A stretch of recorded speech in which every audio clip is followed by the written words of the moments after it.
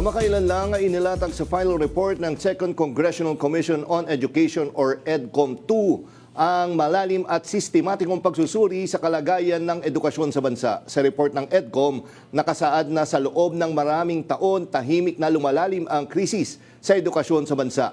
Mahinang pundasyon ng pagkatuto, labis na pasanin sa mga guro, watak-watak na pamamahala ng mga ahensya at mga reformang hindi umaabot sa mismong silid-aralan. Dahil dito, binuo ang EDCOM 2 upang magsagawa ng malalim at masinsinang pagsusuri mula sa mga classroom hanggang komunidad. Kaugnay niya, makausap natin live via Zoom si Pasig City Representative Roman Romulo, ang chairman ng House Committee on Basic Education and Culture. Magandang gabi po, Congressman Romulo. Welcome po sa Arangkada Balita. Yes, magandang gabi rin, Sir Jack, at sa lahat ng nakikinig. Good evening po sa ating lahat.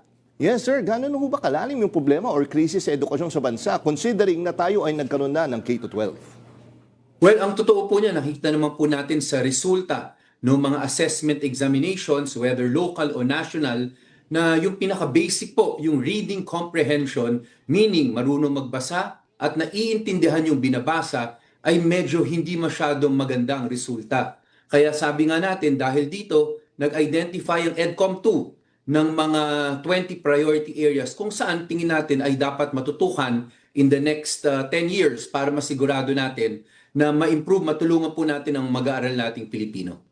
Okay, at ayon nga po sa ulat ay 88% ng mga mag-aaral ay hindi grade level ready sa pagbasa. So ibig po sabihin nga nito na matagal na nga nating pinag-uusapan, hindi epektibo itong curriculum at teaching methods dahil hirap matuto yung mga basic man lang na ganito po. No? Nasaan na po ba tayo? Alam ko, yung iba medyo na-change na nga nag-focus na tayo sa reading, English, and math, hindi ho ba?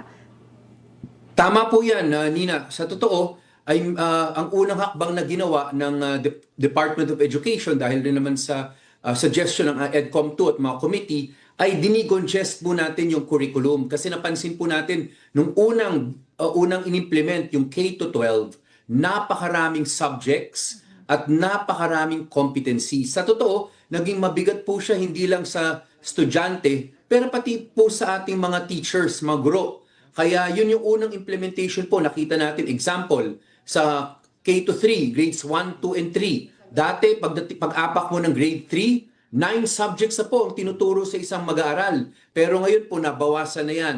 Sa bagong formula, sa grades 1 and 2, 5 subject na lang.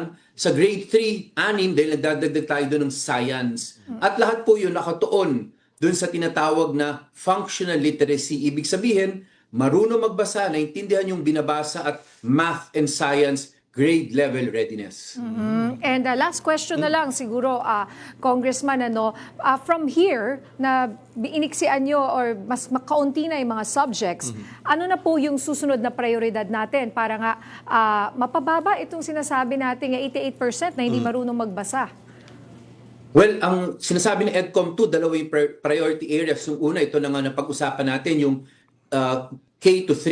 Pero equally important po yung tinatawag na nutritional health ng ating mga kabataan below 5 years of age. Kasi nakita po doon, base naman sa NNC survey, marami po or 1/4 ng ating mga kabataan na belonging to below 5 ay stunted yung growth.